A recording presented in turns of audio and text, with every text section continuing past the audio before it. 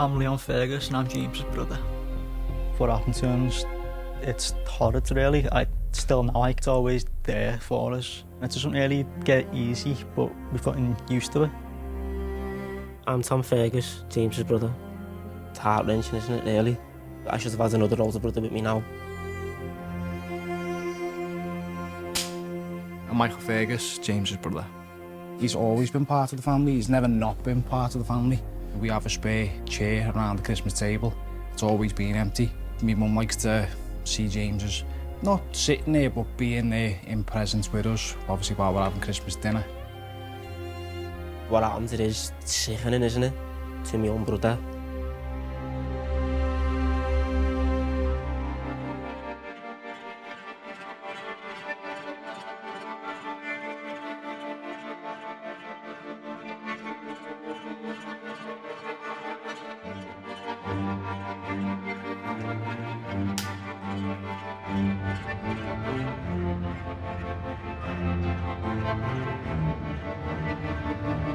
Police searching for a missing 2-year-old boy on Merseyside believe he's been abducted. You've got me baby to come back. If I'd turned left, I'd have got James back. The idea that it could be done by juveniles or even children was, it was off the scale. Was he able to talk? Look. James? Yeah. What did he say to you? I want me.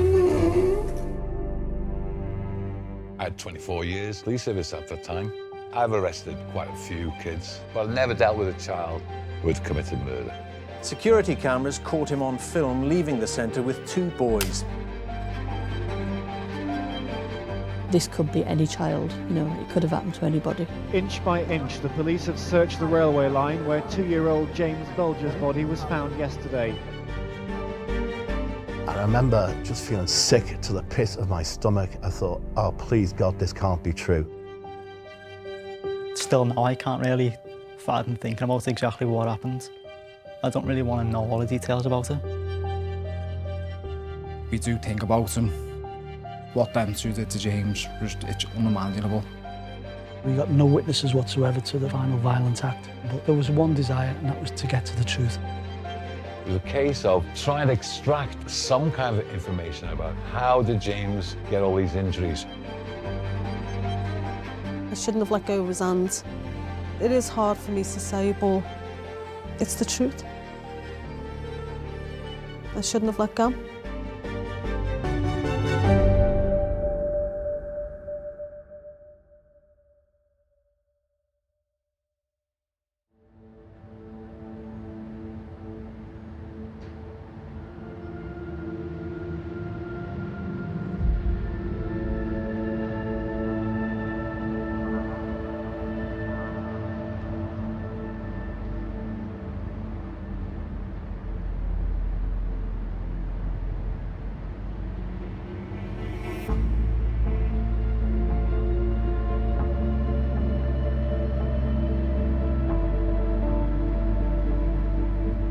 When you have a murder investigation, you always feel desire and pressure to get to the truth and get to what happened as soon as possible. At the arrest point, they were just 2 of the suspects that we treat as we find them. There's no moment of euphoria. Yeah, we've got them because we've got everything we need here and now. We certainly didn't. There was one desire, and that was to get to the truth.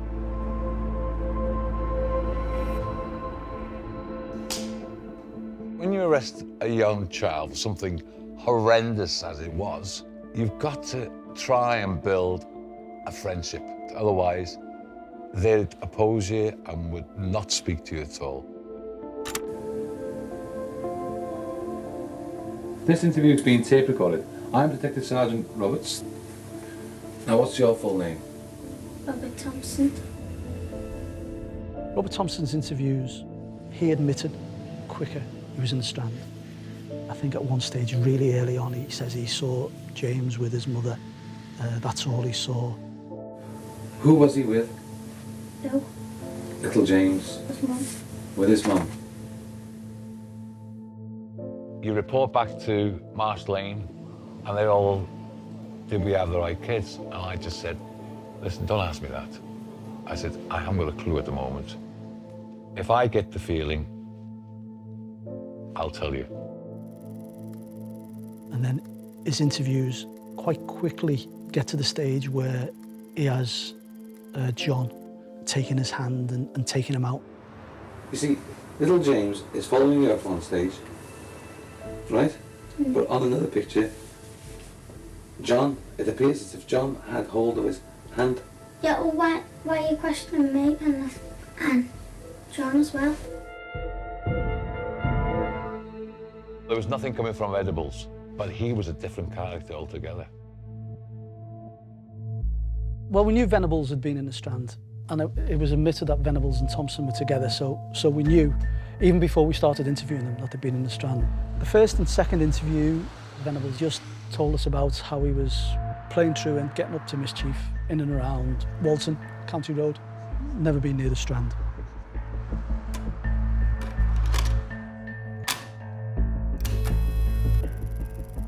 He said that the two of you were in the Strand and that you saw the little boy. We never.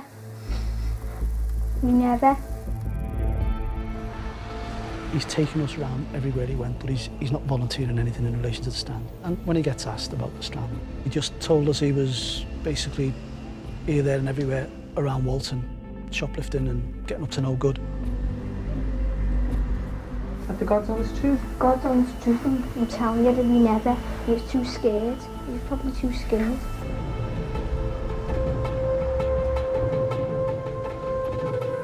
John saying to us that he wasn't down at the Strand. But we were. I know you were at the Strand, but why should he lie to us by saying that he wasn't in the Strand?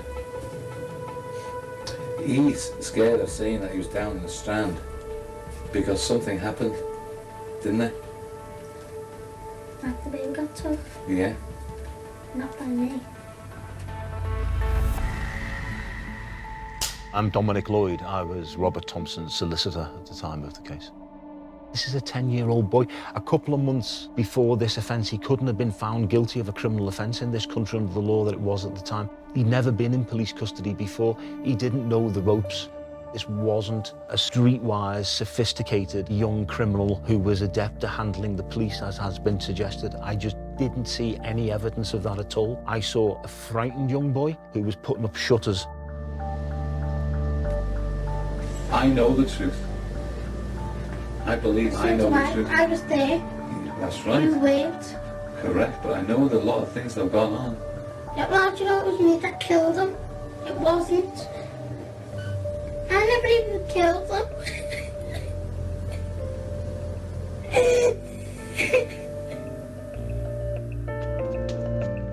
My name is Laurie Dalton. I was a detective constable for 26 years. Thompson was calculating. He cried whenever there was an awkward situation, and he was immediately given a Mars bar and a can of Coke. And he latched onto this, because when I say he cried, there was not a drop of water.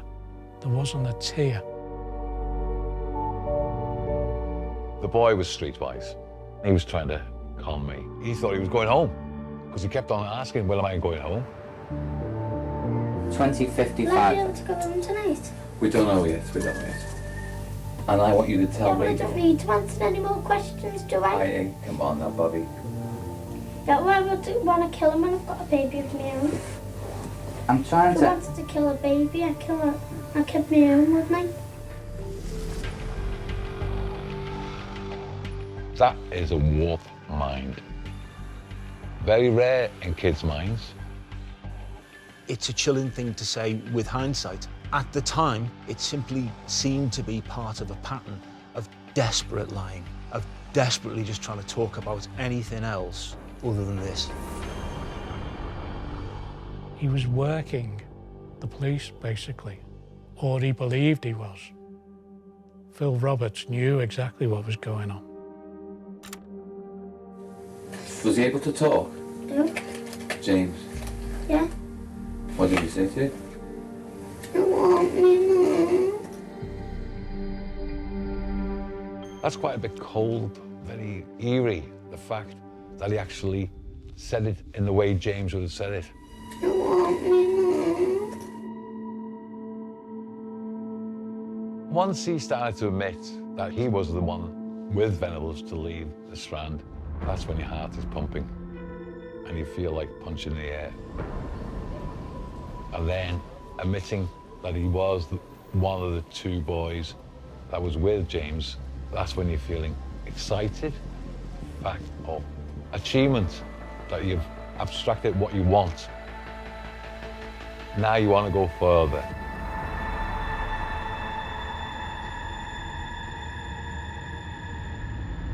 At the end of interview 3, which was the last interview on the first night he was arrested, which had been a Thursday, we tell him that Robert Thompson has already told us that he's been in the Strand. And then he admits being in the Strand. Yeah, we was, but we never saw any kids there. We never wrote any kids. So you were in Broughall Strand? Yeah, was you in Broughall Strand? Yeah, we never got a kid, Mum. We never got a kid. I must ask you not to get angry with it.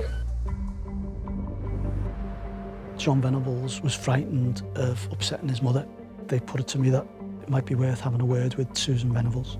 Susan just, said to him, look, we'll always love you, we'll always support you. You really need to tell the truth. And so that was the breakthrough then that led to the next interview. A short while ago, as is detailed on your custody record out there, you had a conversation with your mum and you then requested that myself come into the room. Is that right? Yeah. And what was it you told us? That I killed James.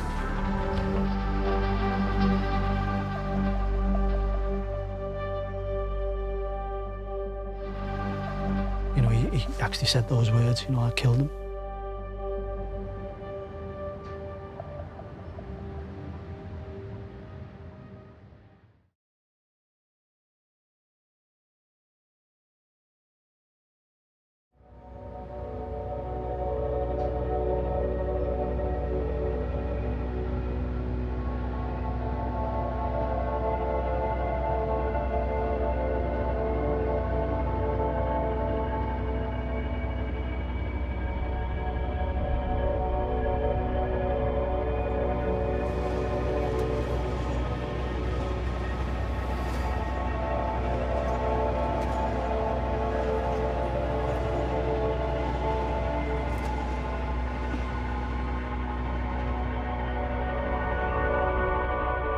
In a private room, his mother sat with John and basically said, you need to tell the truth, we'll support you, don't be worrying. And basically he said, I killed James, I killed him.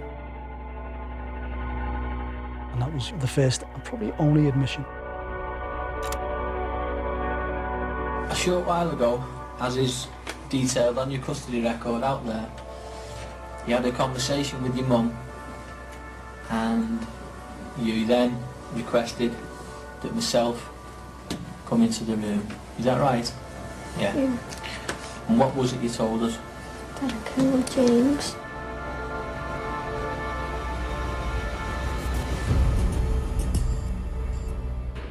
It was really difficult to consider that anybody could carry out those type of injuries to another individual. The idea that it could be someone as young as 10 was difficult to comprehend. That was, the breakthrough then that led to the next interview, which was interview 6, I think, which then probably was as close as you're going to get to the truth, where John Venables then took the interviewers through the Friday, or they took James. And we went outside to the canal. What for? Don't know, we said let's throw him in the water. He was persuading him, he said kneel down, let's look at the water and all that, but he wouldn't. Because when we wouldn't get him down, Robert picked him up and threw him on the floor, and that's where he got his bump on his head.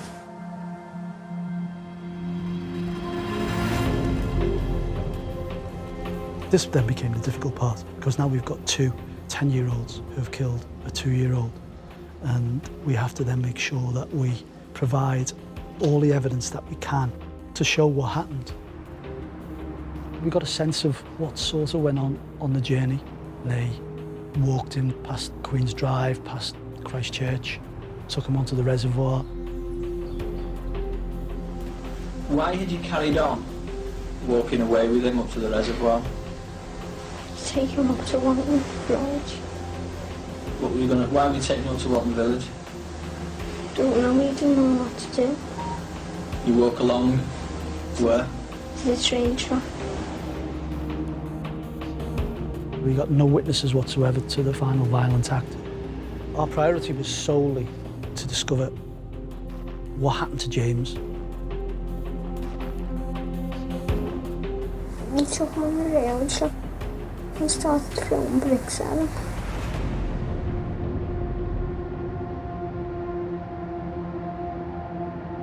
Venables sought to remove himself from any of the most violent actions, putting them all down to Robert Thompson, saying that I only hit him a few times because Robbie told me to do it, but, you know, I didn't do it really hard. I didn't throw any bricks because Robbie said pick a brick up and throw it. I just threw it on the floor. We were getting information coming through from a lower lane where Venables was being held that he was now blaming Thompson.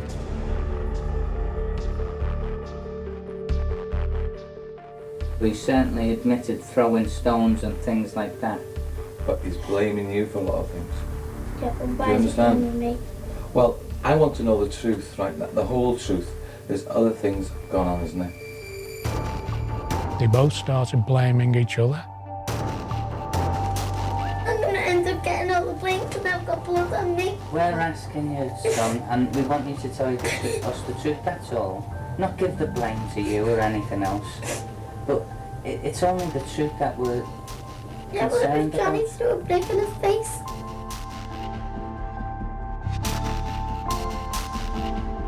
Because he knew there was only him, Venables and James, he knew that it would be hard for me to say who did what, and that's why it was easier for him to blame it all on Venables.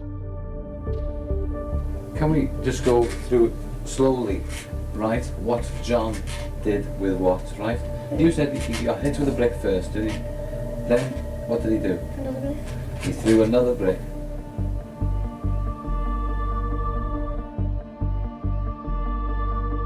These are the boys that took James from Denise outside the Strand and then left him where he died and actually ultimately killed him.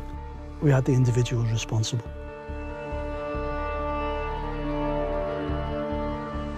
What was Robert saying while he was doing all this? He was saying, stay down, you stupid dick, and all that. Why did he want him to stay down? Don't know. Wanted him dead, probably. Where did the stones in the bar hit him? In the head. And you say the bar knocked him out? Yeah. Onto the railway track. And what happened then? You know, he was just lying there. To finish now because I can't speak anymore. By the time the interviews are over, John has made an admission. Robert hasn't, and said it was all John. And John has tried to push some blame in Robert's direction. And that was the point at which we left the police interviews. And that remained the case throughout the time that I was acting for him through to trial. That story didn't change. We had enough evidence. Once we have enough evidence, we charge.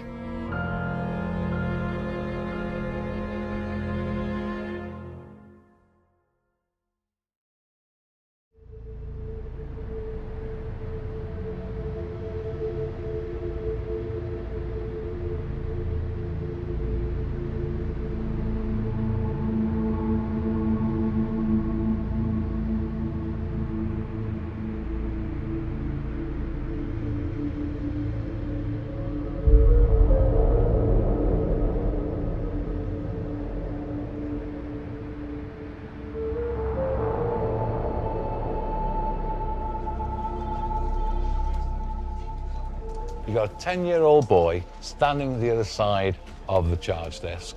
He can't even reach the top of the desk. And when he got charged, I thought, how could you, as a 10-year-old boy, cause so much misery to a person's life? My name's Ray Simpson. I was the inspector in Merseyside Police Press Office at the time. It was just solid with reporters. Camera crews, all the satellites were outside. By this time, I mean, it was worldwide. Two 10-year-old boys from the Walton area have been charged with the abduction and murder of James Bulger. Well, I was kind of relieved because I knew that they couldn't go and take another child. Because I strongly believe if they weren't caught when they were, they would have gone on to do, because they would have got away with it.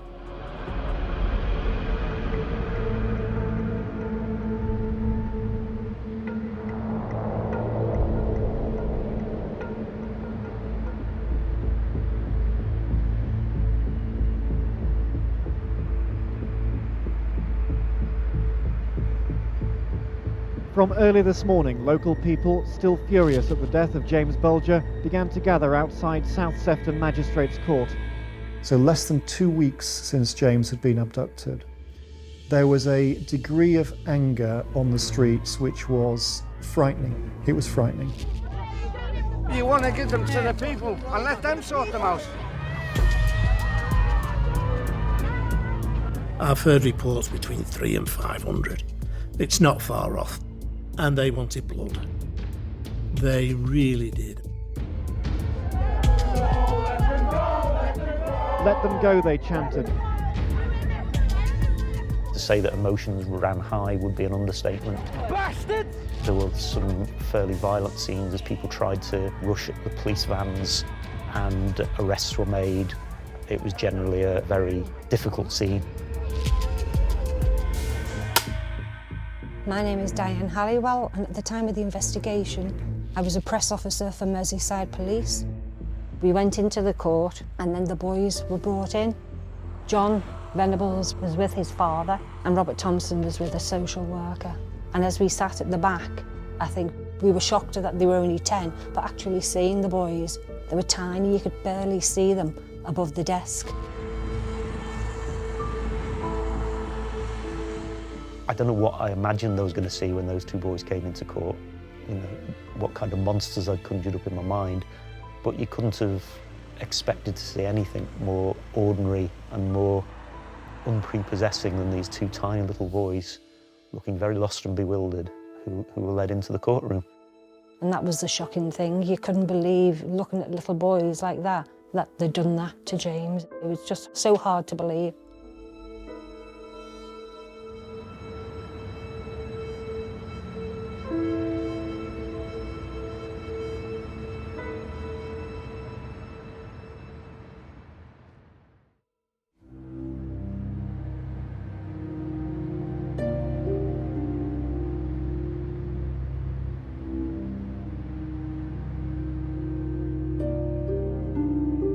My name is Sean Sexton. I'm a solicitor in Liverpool.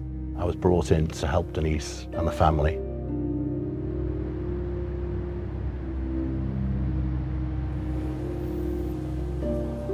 It was the Friday before James's funeral on the Monday, and I got a phone call from a Sunday tabloid newspaper.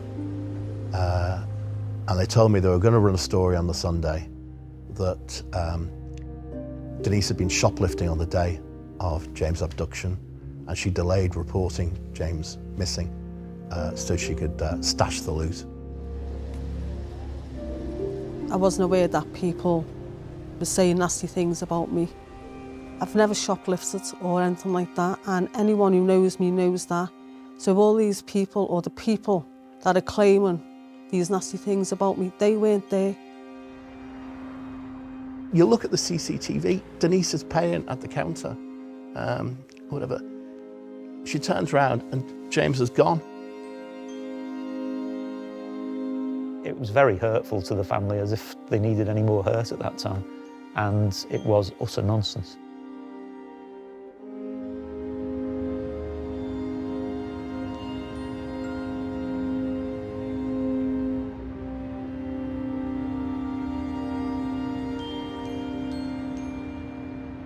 It was a really cold morning, bitterly cold. I was travelling in a car and the crowds were sort of like 2 or 3 deep all the way along. It was a massive funeral. There were people lining the route. When I got out the funeral car, I just seen 2 sides of the road lined with people, but I just put my head back down because I just wanted the day to be over.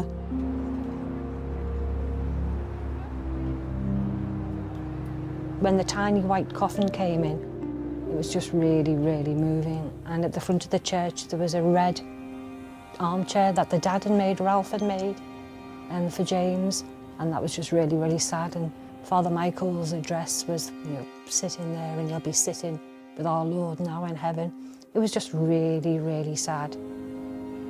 Something in James Patrick has touched the whole world.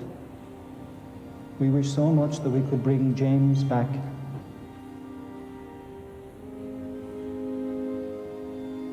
Tragic.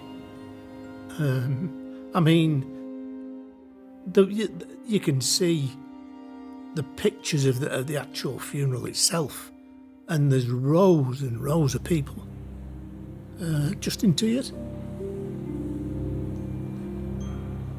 It was a beautiful service. Denise was very dignified. She'd been told probably best to buy a hat so she could be private in her grief, and throughout it all, she had a wide-brimmed hat on. She kept her head down. I always kept thinking I shouldn't be doing this, I shouldn't have to do this. I should not be putting my child down there. I think the Kirby community, James was from Kirby, it was a real sense of loss because you felt he was like your own, really. That's the way I felt. There were times when you just looked back at it and thought, what a waste. And it was.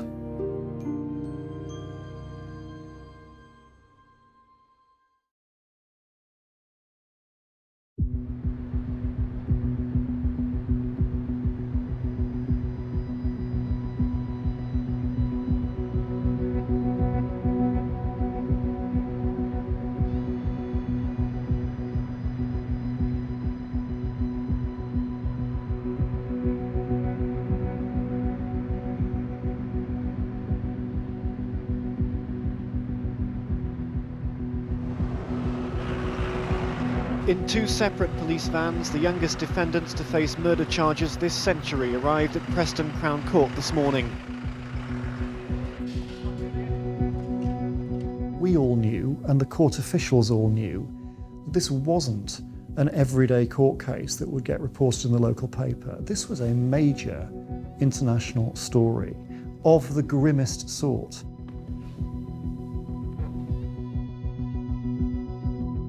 I felt that the boys had to go to trial, regardless of the ages, because the family deserved that. The family deserved the fact that they could be seen to be on trial. A conviction was out of our control, really, but we sought a conviction because that would be the justice that the Bulger family deserved. I just wanted them to spend many years behind bars. That's someone's child that they've taken, and they can't get away with it. Police and lawyers have spent the 9 months since James Bulger's death gathering evidence for the case. We'd done everything we could do. We presented the file of evidence to the best of our ability.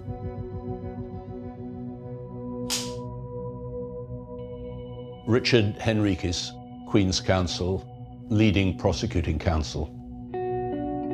I felt more emotionally involved than I have done in any other case. It was a courtroom I was very familiar with, and seeing 2 11-year-olds in that dock was a shock in itself.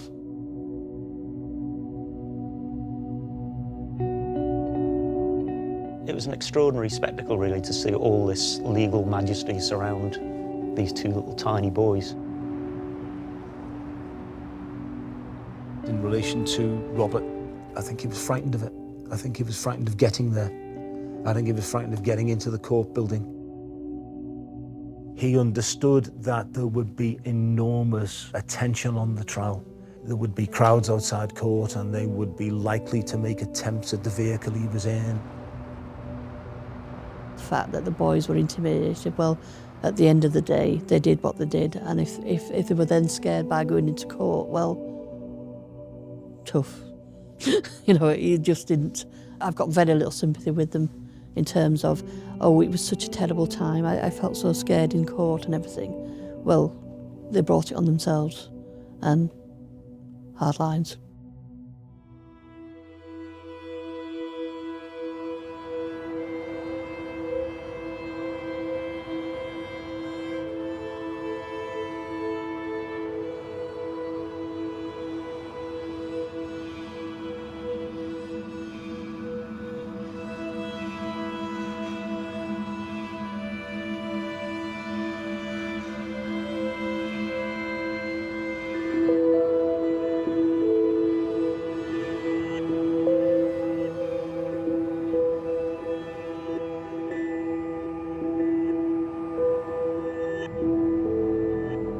Strangely, the critical evidence of joint enterprise and involvement in the crime didn't come from the railway line at all, but it came from that very long walk from Broughall to Walton, 2.5 miles through a residential area, and decent, responsible people wanted to help and offered help.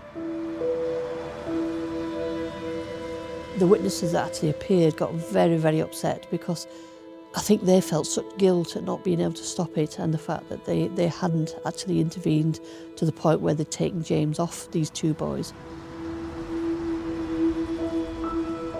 James was apparently seen by dozens of people on his journey. 11 of them came to court today. Many said they thought he was with older brothers. I don't blame them witnesses whatsoever. Yeah, he could have been saved by one, maybe more, but no one expected two 10-year-olds to take a child and do what they've done.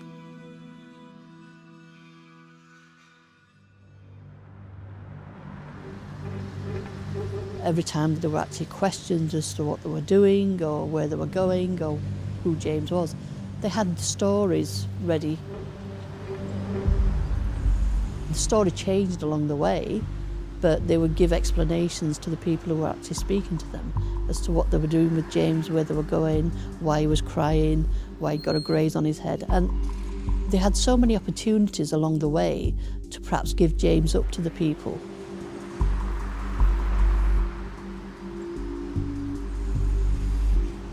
I am convinced that they had one intention, and that was intention to kill him.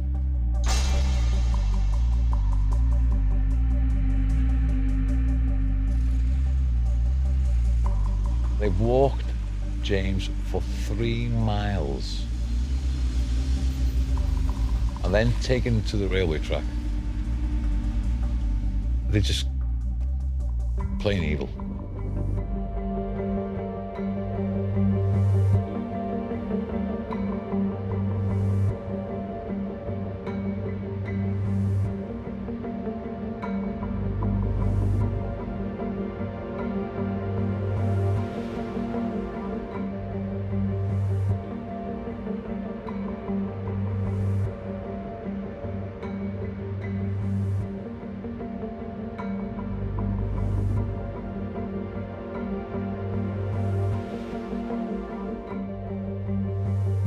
The forensic evidence was chilling. The pathologist evidence was that I think 42 separate injuries to James, a minimum of 30 separate blows, either with bricks, stones, a metal object, or feet to the body of James. So it was a prolonged, shockingly violent attack, which frankly could have had no other purpose other than to kill. That was a really difficult thing to listen to. And there was real emotion. I mean, I think a lot of the forensic experts had given evidence in dozens, if not hundreds of trials, and it's pretty matter of fact for them, but it's not matter of fact if the victim is 2 years old. I don't think any of them tried to hide the fact this was an unusually distressing experience to give evidence. Thompson's trainers had been removed without untying the laces. The police had seized his trainers. They were able to take an imprint of the laces as they were tied. It was a double bow. There were some very marked D-rings, they were called, through which the laces had been laced. The evidence as to why these marks were made by Robert's footwear, and ultimately the evidence concluded where the scientist had taken a life-size doll and the footwear and placed the footwear in contact with the doll's head where it would make the impression that was visible. That was a moment of clarity for me, yeah.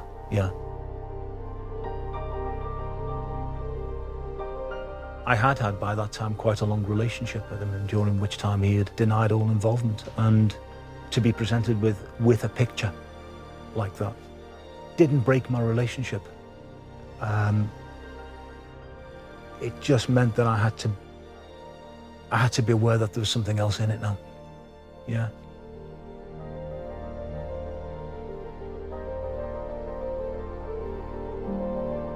We investigated it over a period of 9 months. We understood it. The evidence tells us what Thompson and Venables did. They acted with a purpose. They acted with precision, and they inflicted deadly injuries in a manner that's just beyond words. No one could believe that 2 10-year-olds could do something like that, be so evil on another child. The two of them were as evil as each other. So I strongly believe if they would have got away with James's murder, they would have gone on to commit another crime. They would have gone on to take another child and do the same to that child.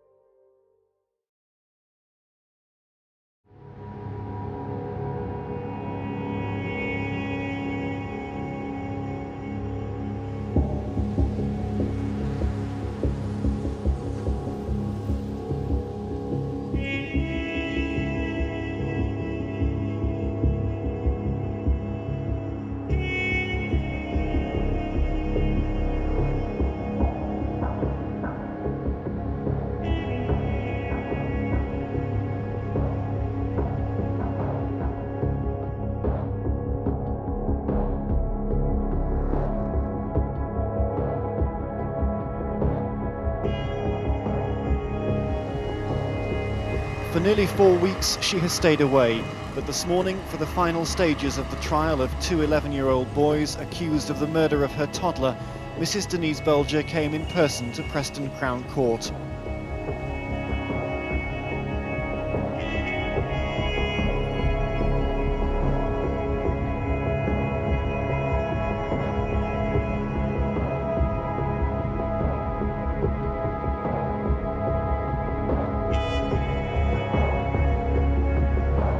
I wanted to wear the sentence that they were given.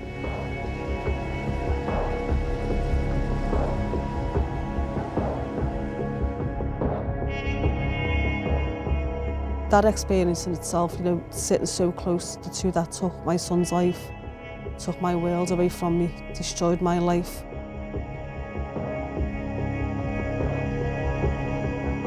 It was so close to me. I couldn't believe that they were standing there laughing. You just want to see the ones who took your world away from you go down.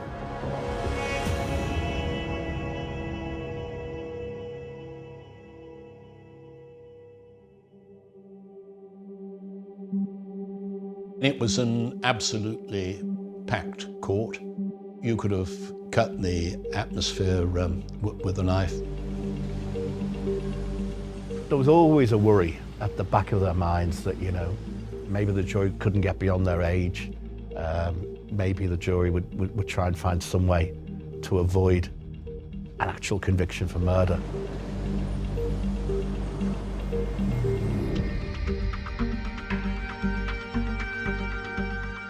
You could see in the jury the weight of responsibility. Some of the faces were really, they were carrying the weight of the world on their shoulders.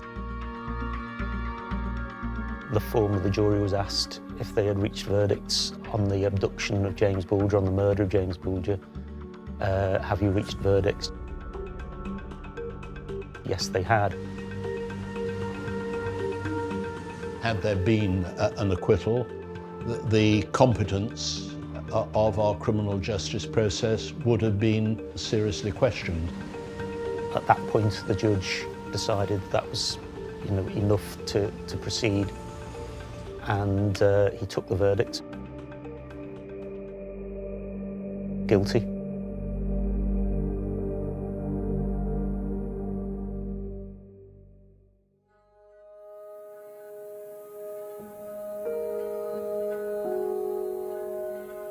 They found them guilty. You'd almost feel the breath that had been held in, which exhaled throughout that courtroom. I remember the family at the back, it was, yes, when the verdict came in. I remember just feeling a big sense of relief. Robert Thompson was gasping for air. He was in a state of absolute shock. John Venables was crying.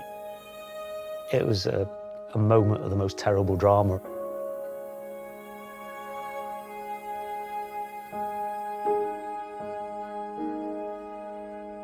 The verdict coming was a relief because it gave the Bulger family the justice that, I think they deserved, and I think it was the right verdict. One by one, he delivered the guilty verdicts against Child A and Child B, first for the abduction and secondly for the murder of James. So we refer to them as Child A and Child B for all the reasons that you have protocols around the protection of children. Thompson was A and Venables was B. The judge then decided upon conviction that he would release the names.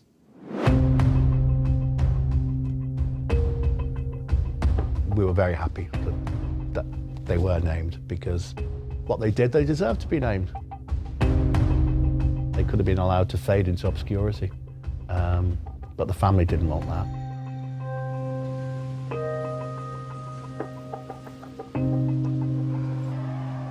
When Robert Thompson and John Venables were driven off into custody, he'd sentenced them to detention at Her Majesty's pleasure and told them they'd be locked away for a very long time to come. I remember the judge at the end of it, he said, "You will both serve very, very many years in prison." And I was pleased with that outcome. I found out a few weeks later that very, very many years meant 8 years. That's not what I thought was going to happen. I do remember thinking, how am I going to tell Denise this? That's not very, very many years.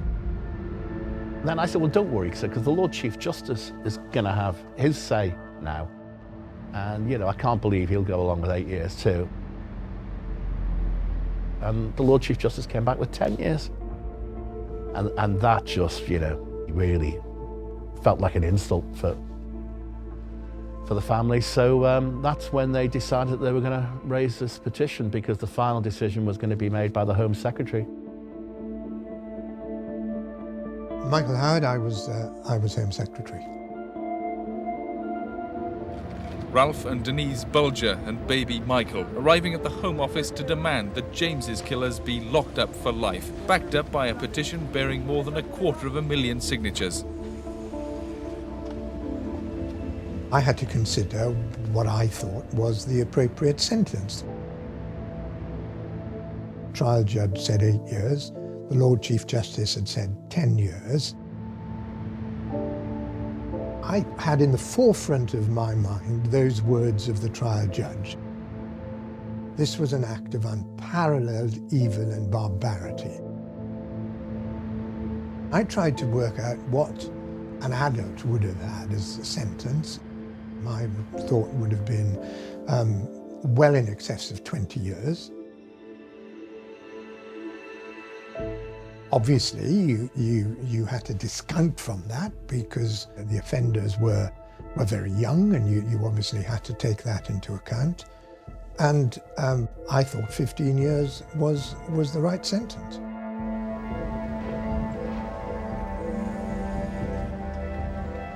Michael Howard did up the sentence to 15 years, although I still wasn't happy, but I was prepared to accept because they would have been spending time in a proper prison once they come out of the young offenders.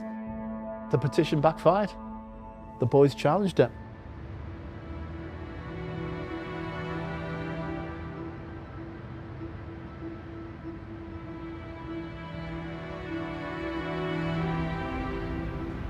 Defeat for the Home Secretary at the hands of the judges. He shouldn't have been swayed by petitions collected by the Bulger family and a campaign run by the Sun newspaper which called for the boys to spend the rest of their lives in jail. The petition, people forget, called for Venables and Thompson to be imprisoned for life. So it didn't really take the petition for me to know what kind of reaction this terrible crime had evoked. It was decided that the Lord Chief Justice would decide the tariff in those cases. And he came out with 7 years, 8 months.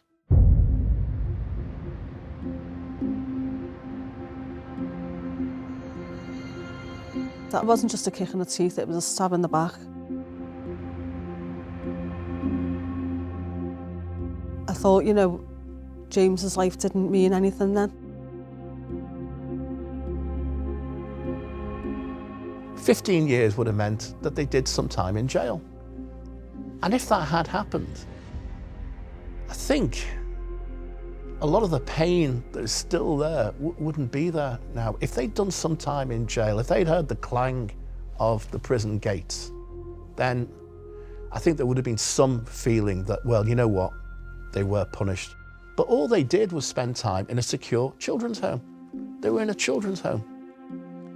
They never spent one day in a young offenders institution, never mind an adult prison.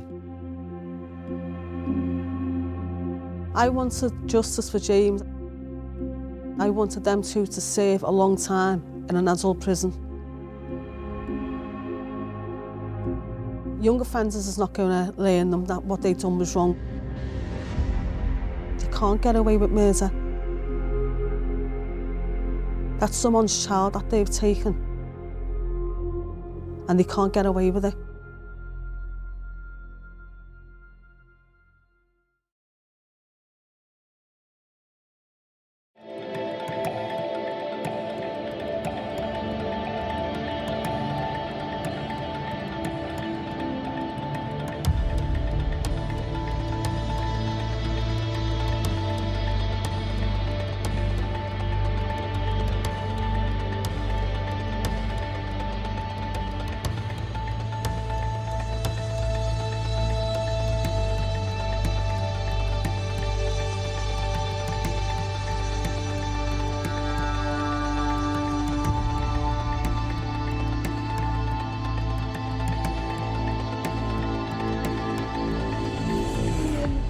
I thought, you know, James's life didn't mean anything then. You know, they're not even going to reach an adult prison. They should have gone to an adult prison.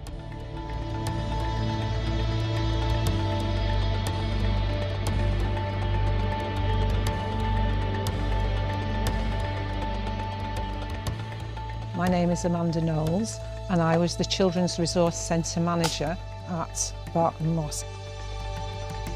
I would see Robert on the unit, but every month I would see him in that formal setting of a secure unit review. He would sit curled up in his chair, sucking his thumb.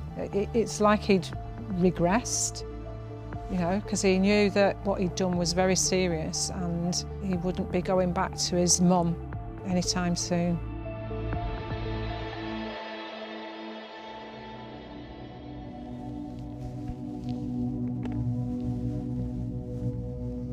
My name is David James Smith. I did a great deal of research, tracking back into the boys' backgrounds. In Robert's case, he was truanting a lot, and I think has been described as an urban feral child, just left to, roam around the streets and in and out of the shops and the pubs, and just generally out of control. I don't hold the view that children are born evil. Some staff had real difficulties with that in the beginning, coming to terms with, what Robert had done. But with the help and support of psychologists, they were able to provide the care that enabled Robert to be successfully rehabilitated and return to, to society.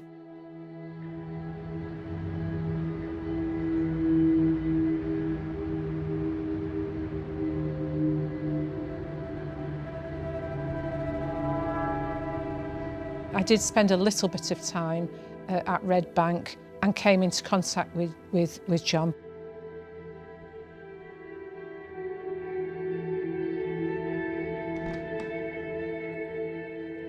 He definitely appeared to have more complex needs. As a professional that worked with children for a long time, I would have been questioning things like learning difficulties, history of abuse, how this might be manifesting in his behaviour, because that was visible in his appearance. When I looked at Robert and John, I saw in John a boy that was more troubled than Robert. I suppose the word you'd use is he looked more disturbed. He and Robert would both have been so unbelievably scrutinised, so their every actions were kind of recorded. There are all these sort of tear sheets, daily sheets, where, almost hour by hour, people are making notes about what they're up to. I sat at the dining table with John. We were joking about fighting, and I said something to the effect that he couldn't pull the skin off a rice pudding. He replied, "Oh yeah? Bring your baby here and I'll batter it."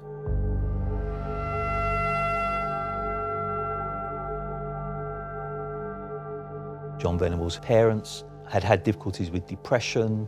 The police had been called once because Susan Venables had left her children unattended. She had issues with alcohol, and that she came from a family in which there was, known to be domestic violence. There's loads of kids out there who come from bad upbringings and, bad family backgrounds and stuff like that. I don't care whether they were bad or brought up. That didn't give them the right to go out and take the life of a child, my child.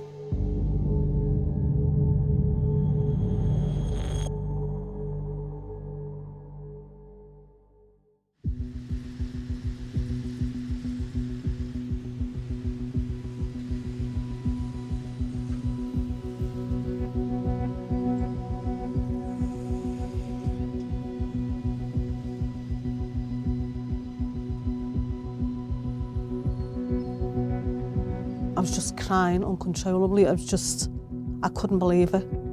I thought, you haven't been punished for murdering my son yet. There you are, about to live new lives now. I just couldn't believe it. I didn't think they would have been released so soon. I felt like I'd let James down. I didn't think I fought hard enough.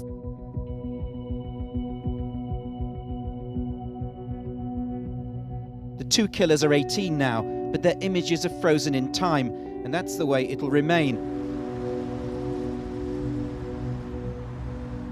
The first thought I had is, I've got a lot of nieces that go into town. One of them could have been getting chatted up by him. Who knows? He could have took her to his house or vice versa. And it was a scary thought that I had. And when I had the conversation with my nieces, they were all taken back by it, going, never even thought about that.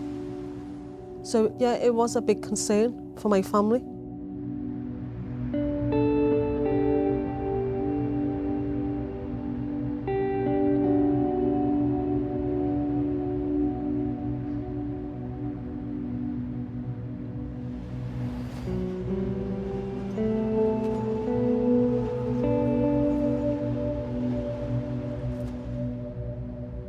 last night, the Ministry of Justice revealed that Venables, now 27, was for the first time in an adult prison.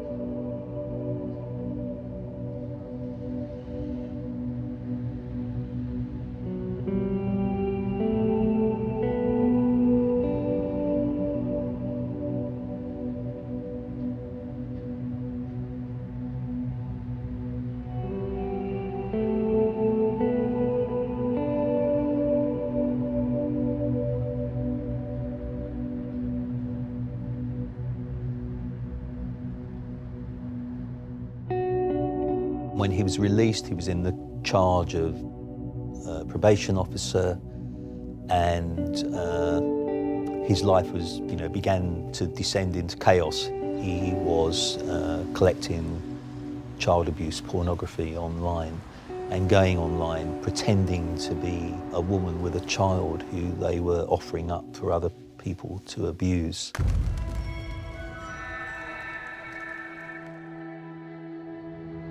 John Venables became one of Britain's most notorious child killers. He's been sentenced to 3 years and 4 months in prison after pleading guilty to downloading over 1,000 images of child sex abuse. Yeah, definitely did say told you so. When he re-offended, I knew all along it was going to happen. I didn't know when it was going to happen, but I did know it had happened.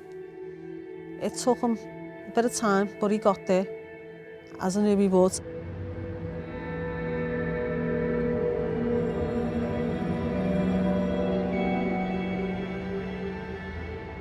I'm hoping they are seeing through him now, and I'm hoping that they are realising that he is a danger, and he is a danger to society. But for everyone who says, should let it go, why should I let it go? It was my son that they took. I'm never going to let this go.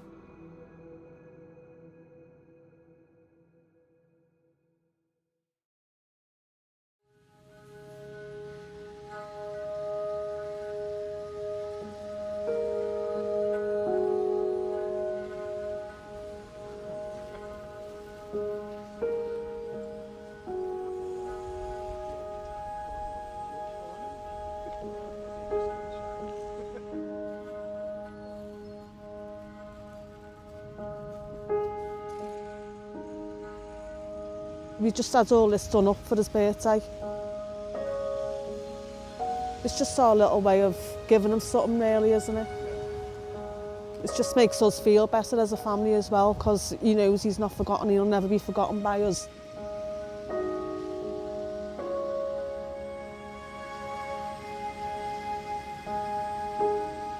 I didn't think for 1 minute I'd be standing with a new family looking over the son that I lost.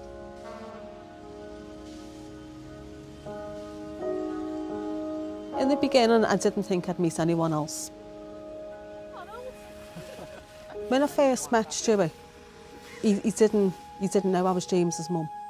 But once the wall comes down, I couldn't have met a better man. He's just pulled me through so much.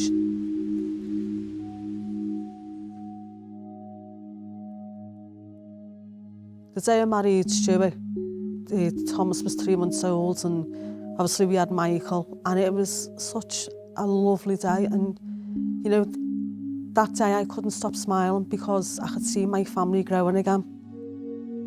I'm Leon Fergus and I'm James's brother. I'm Tom Fergus, James's brother. Michael Fergus, James's brother.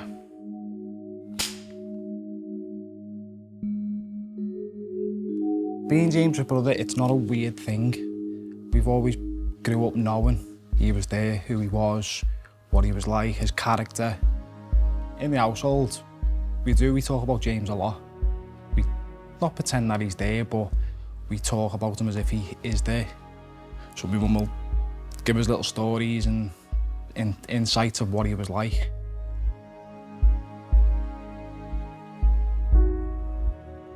He's always been a character that we've wanted to know more about, wishing he was here, rather than just being someone that was in the background all this time.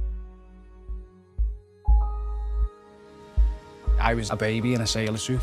Obviously, when it's on the telly, the five of us, we have a laugh about it. But obviously, you see yourself in a sailor suit, you think, Mum, why have you done that to me? Why? But obviously she thought it was cute at the time, didn't she?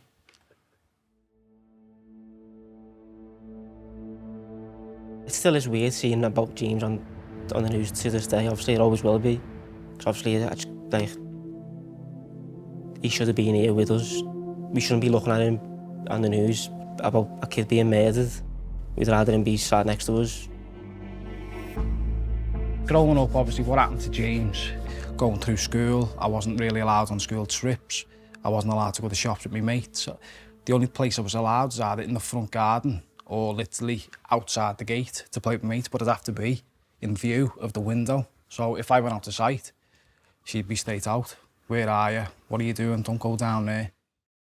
When I learned that them two were getting released, that was hard for me for them to go to school then, because I thought, you know, what happens if they're outside the school waiting for them or whatever. Growing up, like, if we were like walking around shopping and that, she'd always make sure she's at the back so she can watch us walk forward in front of her. She wants to know where we are at all the times. It's horrible to say, but she didn't want that to happen again. She didn't want us to go out anywhere, because obviously that will always be in the back of her head every day. And obviously it's scary to think that it could have happened again. You're going to be overprotective, aren't you, when something like that happens in your life? I think, say if I go to town with my mate, she's going to be worried sick. She'd text me every 5 minutes. I can't even enjoy myself because she's always texting me. As a kid, you're a bit like, oh, but I want to do this, I want to do that. But obviously, growing up now, you'd understand why she was like that. We are a closer family, to be fair, because of what's happened. We do spend more time together than maybe some of the families would, just because we do want to like cherish the time we have together, maybe. But he'll do it, he'll get there. I've seen him growing into a young man now who's going to become a dad himself. So, yeah, it's a new chapter in our book. Through what's happened with my mum and James, as becoming a dad, seeing it from my mum's eyes, really, it's going to make me more protective and hold the baby closer than you'd think anyone could.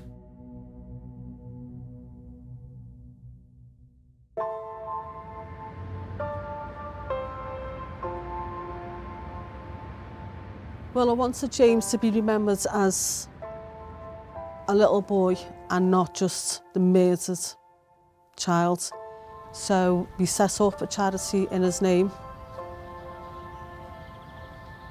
We started off with a caravan, but we've upgraded that now to a lodge. When we first set up the charity, we were deciding what's the best way to go about it, and to make it easier, we had such a wide spectrum, didn't we? So families going through bereavement, a parent, a child, kids that have been bullied, kids that have been victims of crime. We just wanted to give them a free holiday. I think James would be running up and down here, because the first family holiday that we had with James was a caravan, and he absolutely loved it. Loved it. So, I mean, just seeing the smiles on his face, remembering the smiles on his face, I'm hoping that we're spreading that to a lot of other kids that come here.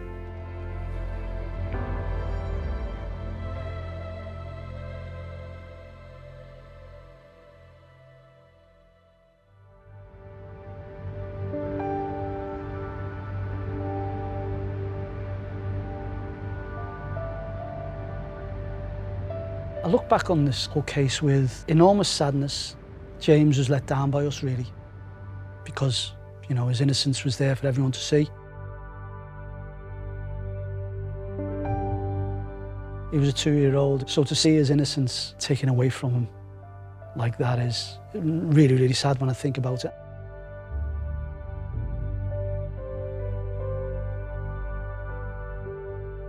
I felt so totally helpless, and I remember trying to keep it together. I think people feel guilty that they didn't stop it. It was just really, really sad. People could look at their kids and think, maybe just hug them tighter or something, because you don't know what could happen to that kid or to their child. He's always there with us. We're always there for him.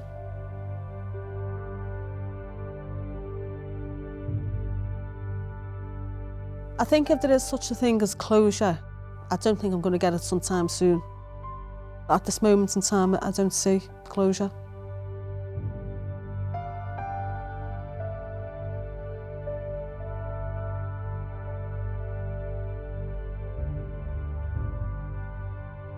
Every single day, even after all these years, I miss him.